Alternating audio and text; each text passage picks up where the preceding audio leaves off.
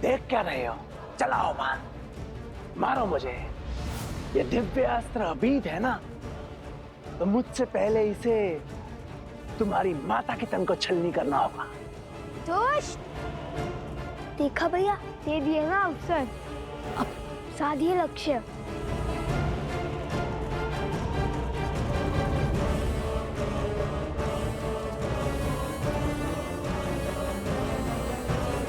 तो माता के पीछे से हट ही नहीं रहा है। तुम माता को हटा देते हैं। हटिए माता। नहीं, माता ने प्रण लिया है कि जब तक उनका तप पूर्ण नहीं होता वे अपना ध्यान नहीं तोड़ेंगे। उन्हें तो इस स्थिति का आभास तक नहीं होगा।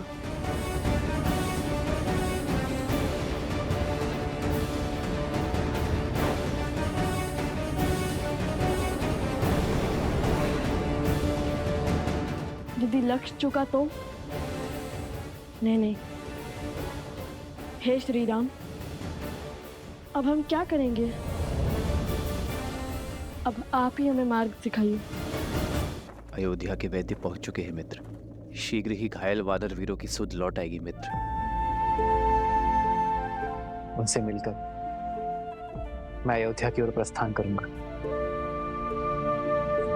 मित्र, आपका धन्यवाद। धर्म का साथ देने और मित्रता का धर्म निभाने के लिए कैसा धन्यवाद। हनुमान, कल भोर होते ही हम अयोध्या की ओर कूच करेंगे। जैसी आपकी इच्छा प्रभु।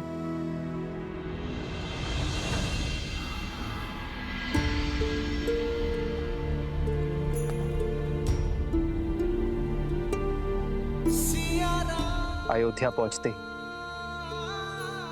मैं राज्य का सारा भार भरत को सौंप दूंगा। फिर अपने महाराज की आज्ञा और धर्म की बेड़ियों से बंधा भरत अपनी पत्नी के साथ राष्ट्र की उन्नति के लिए अश्वमेध यज्ञ करवाएगा। मैं राजभार से मुक्त होकर अपनी सीता को खोजूंगा।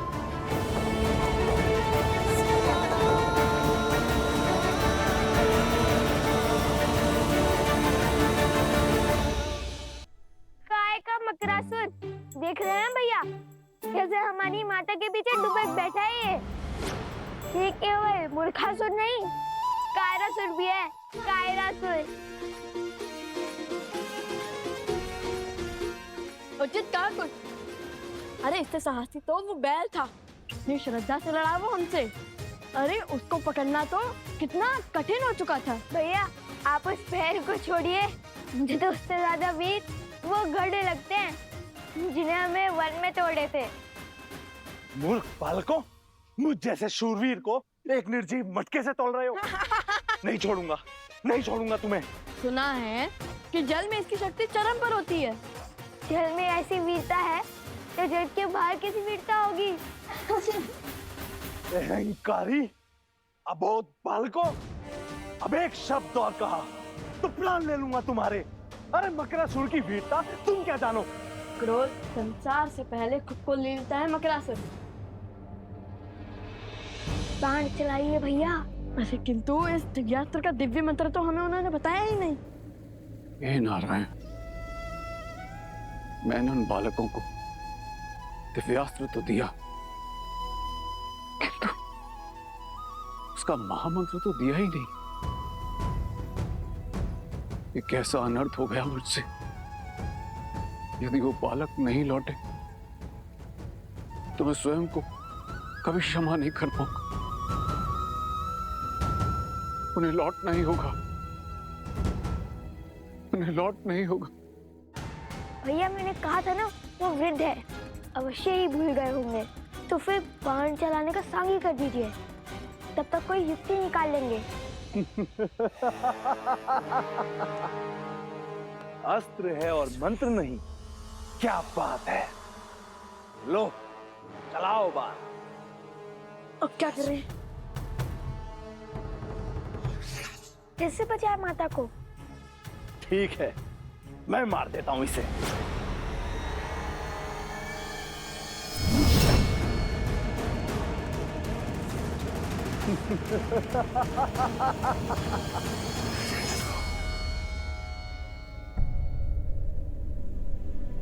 वृक्ष पे बस हरा पत्ता बचा है।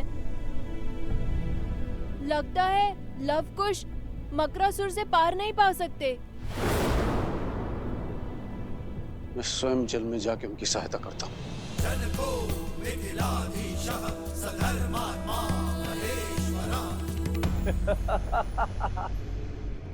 शत्रु का संहार केवल अस्त्र से नहीं, उसके साथ बोले जाने वाले दिव्य मंत्र से होता है।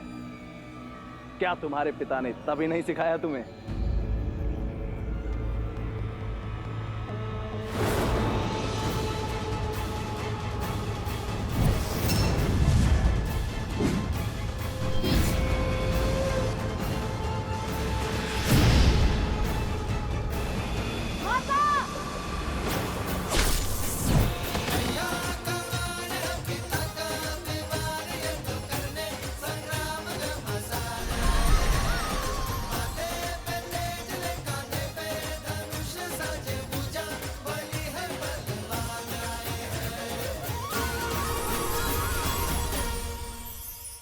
हे माता, मेरा तप समाप्त हुआ, आशीर्वाद दीजिए।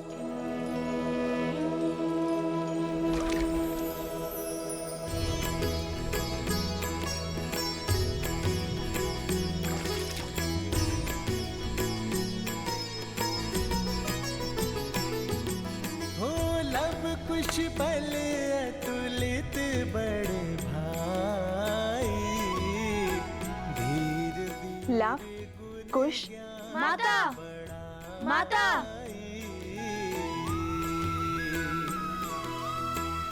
मातु पिता सेवक सदा सुभाए, राम सिया और प्रीति बढ़ाए। पिता बिनु नित राम ही ध्यावे, मातु सिया पर छत्र फरावे।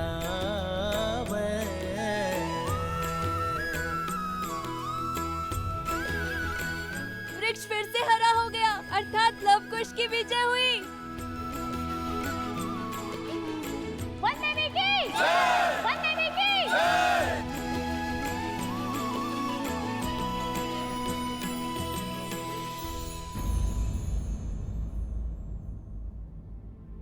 अब तुम दोनों बताओगे कि जब मैं तप में थी तब क्या क्या हुआ? अरे माता वो भैया, कथा सुनाने में मैं दक्ष हूँ। यह सर मुझे दीजिए भैया। ठीक है, सुनाओ सुनाओ।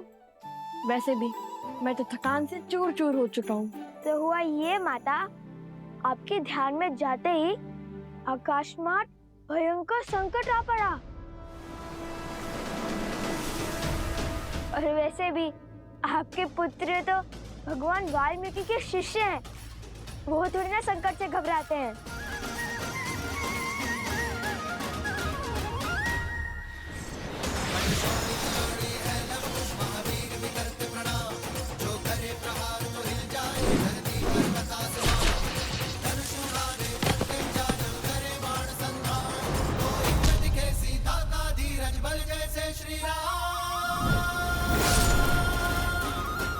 और फिर भैया ने दिव्यास्त्र चलाया।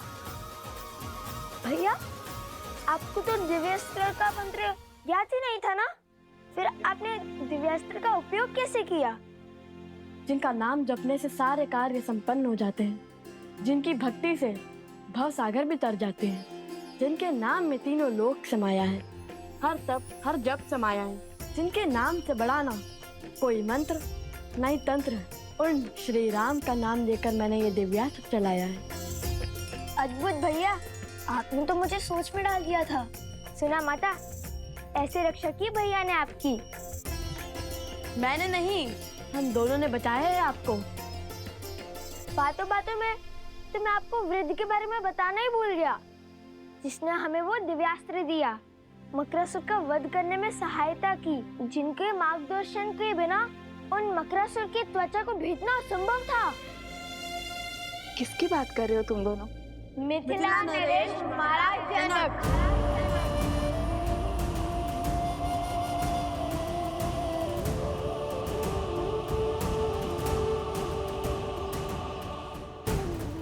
वो तो हमारे साथ भी आना चाहते थे, किंतु मैंने मना कर दिया। बड़े वृद्ध हो चुके हैं ना वो, इसीलिए। किंतु अभी भी नदी तट पर आपकी प्रतीक्षा कर रहे हैं वो। उन्होंने कहा कि जिस स्त्री ने तुम जैसे पुत्रों को जन्म और संस्कार दिए, उनसे मिले बगैर वो कहीं नहीं जाएंगे। शीघ्रता से चलिए माता, वे अभी भी हमारी प्रतीक्षा कर रहे होंगे। महाराज जनक। हाँ माता, किंतु उनका नाम सुनते ही आप इतनी चिंतित क्यों हो गई? माता, संकट टल चुका है। अब सारी चिंता छोड़िए और हमारे साथ चलिए। सब आपकी प्रतीक्षा कर रहे हैं, और वो वृद्ध सज्जन भी।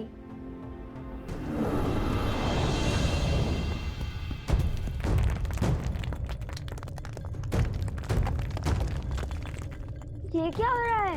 लगता है संकट के बादल अभी नहीं छटे हैं। नहीं पुत्र, ये तो धर्म की जीत का नाद है। पाप के अंत के साथ पाप की सत्ता का भी तो अंत होना चाहिए ना। किंतु माता फल्गु हमें निकलने तो देती। लव, कुश, तुम दोनों किस ओर से आए थे? चलो।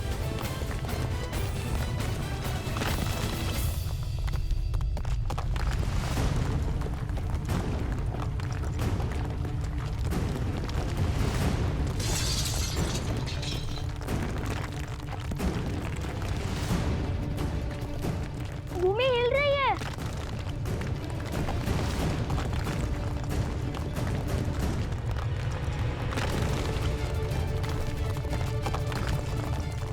मारे गए। नहीं पुत्र, मारा वो जाता है जो अपना साहस खोता है। हम लोग पूरी आशा के साथ आगे बढ़ेंगे।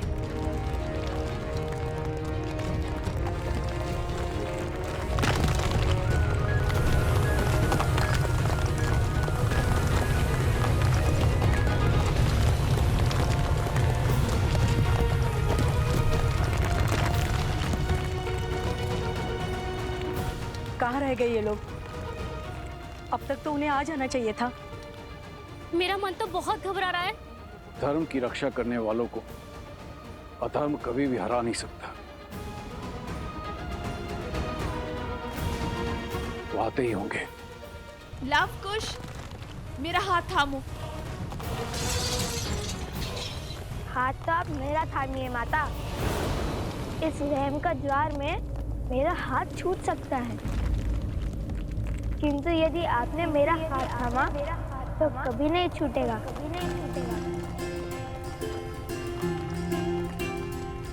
माता, आप कुछ का हाथ थामिए और मैं आपका हाथ पकड़ता हूँ।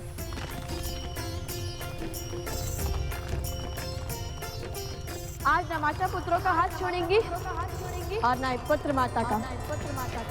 वचन है। गुल रीत सदा चली आई, प्राण जाए पर वचन न जाए। राम सिया राम सिया राम जय जय राम। अधर्म तो मर गया। अब धर्म और मर्यादा की रक्षा आप करना फाल्गु माता।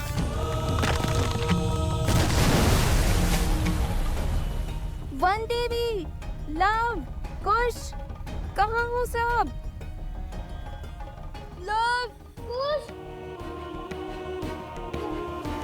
कुश, लव। उस दुष्ट असुर का महल तो ध्वस्त हो रहा है।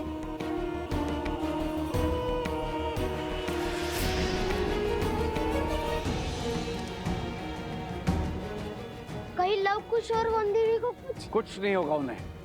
लौटेंगे, अवश्य लौटेंगे और सुरक्षित लौटेंगे। रात्रि होने को है। प्रतीत होता है हमें उन्हें ढूंढने के लिए सहायता की आवश्यकता पड़ेगी। मैं गांव वालों को लेकर आता हूं। मेरी सेना भी आपके साथ चलेगी।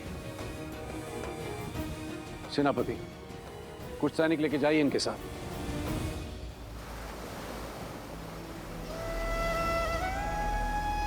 हे नारायण, रक्षा कर।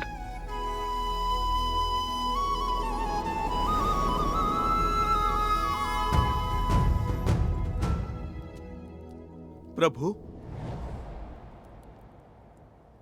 हनुमान, कहो कैसे आना हुआ? प्रभु को कर्तव्य में उलझे देखा तो चला आया ये सेवक सेवा करने। कर्तव्य का भार उतारने की ही तैयारी कर रहा हूं हनुमान। भरत को अयोध्या का राज्य सौंपना है, तो बस अश्वमेध यज्ञ के लिए आमंत्रित अतिथियों की सूची पढ़ रहा था। कर्तव्य और दायित्व केवल बहाने हैं, सत्य तो केवल एक ही है। उस काली रात्रि के पश्चात आप कभी ठीक से सो ही नहीं पाए प्रभु। कदाचित हर रात्रि जाग कर बिताने वाले केवल हम ही नहीं हैं हनुमान।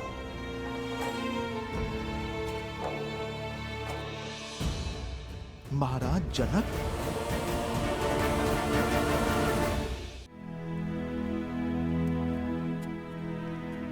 जो क्षमा इतने वर्षों से मैं स्वयं को नहीं दे पाया, आशा करता हूं हनुमान कि मेरी सीता के माता पिता वो क्षमा मुझे दे पाए। प्रभु बड़े ज्ञानी है महाराज जनक। आपका निर्णय और उसके पीछे का कारण महाराज अवश्य समझते होंगे। जाने से पहले माता सीता ने उन्हें समझाने के लिए पत्र भी तो लिखा था। जानता हूं हनुमान, सीता के समझाने पर वे अवश्य समझे होंगे, किंतु संसार में ऐसा कोई जीव नहीं जो अपने जीवन से पौत्र या नवासे का सुख खोकर दुख नहीं मनाएगा।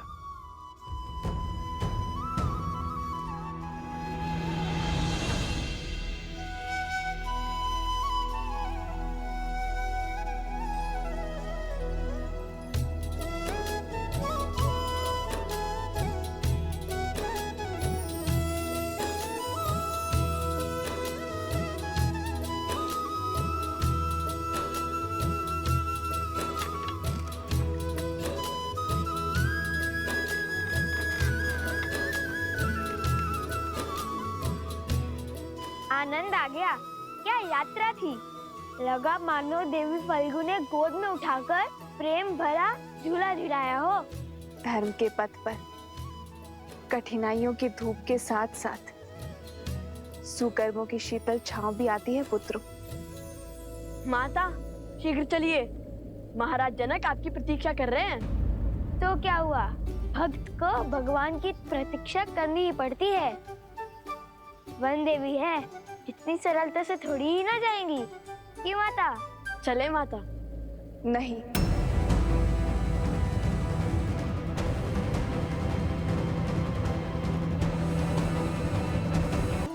फाल्गु माता ने हमारी इतनी सहायता की, हमें सुरक्षा दी, तो मैं उनके दर्शन कर उन्हें धन्यवाद देना चाहती हूँ। बात तो उचित है। ठीक है कुश, तुम यहीं रुककर माता की रक्षा करो, मैं महाराज जनक को यहाँ लेके आता हूँ। उसकी कोई आवश्यकता नहीं है लव। किसकी आवश्यकता नहीं है? महाराज को लाने की। तुम्हारे यहाँ रुकने की। तुम दोनों जाओ। और वैसे भी अब तो यहाँ किसी असुर का भी भय नहीं है। मैं एकांत में पूजा करना चाहती हूँ। जैसी आपकी आज्ञा। रुको, मिथिला के महाराज से इस दशा में मिलोगे? तनिक अपने केश तो संभाल लो।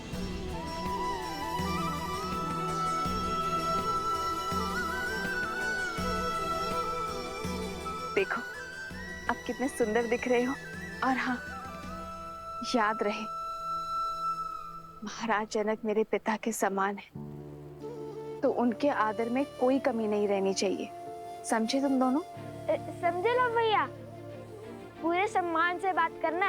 ये लव के लिए नहीं, ये उपदेश तुम्हारे लिए था नटखट। समझ गया।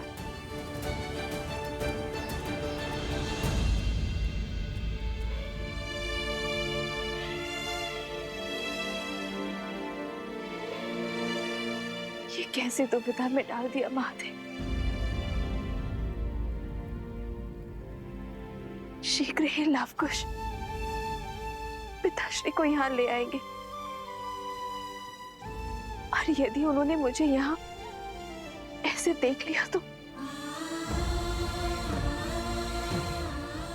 नहीं, जब तक मेरे पुत्र को उनका नाम अयोध्या में उन्हें सम्मान नहीं मिल जाता, तब तक मैं अपना सत्य किसी को नहीं बता सकती। किसी को भी नहीं।